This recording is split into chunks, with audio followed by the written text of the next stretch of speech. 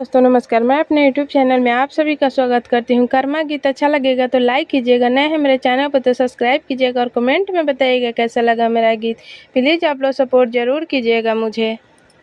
लिहालन कवना भैया हाथवा में लोटावा, लिहालन कवना भैया हाथवा में लोटावा।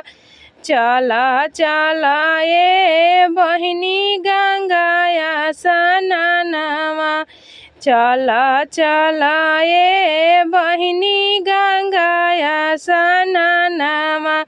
गंगा उमरी गैली जमुना उमरी गैली, गंगा उमरी गैली जमुना उमरी गैली। कैसे में करबुए बहिनी गंगाया स्नानवा, कैसे में करबुए बहिनी गंगाया स्नानवा। कटलन अपना भैया हरियर छिपुनिया, कटलन अपना भैया हरियर छिपुनिया। नाप ले बोए बहिनी गंगा जी के पनिया, नाप ले बोए बहिनी गंगा जी के पनिया।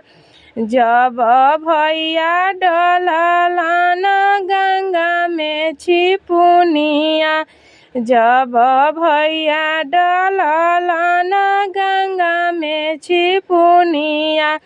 सूख गईली हो बहिनी गंगा जी के पनिया, सूख गईली हो बहिनी गंगा जी के पनिया। कर ले हो बहिनी गंगाया स्नानवा, कर ले हुए बहिनी गंगाया स्नानवा।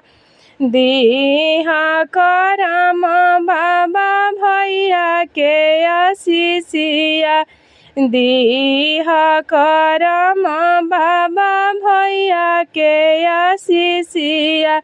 जुगे जुगे जिहा भैया लाखो बरिसिया, जुगे जुगे जिहा भैया लाखो बरिसिया।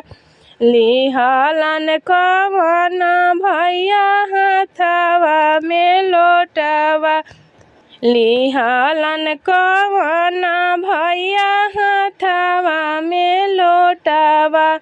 चला चला ये बहिनी गंगाया स्नानवा, चला चला ये बहिनी गंगाया स्नानवा।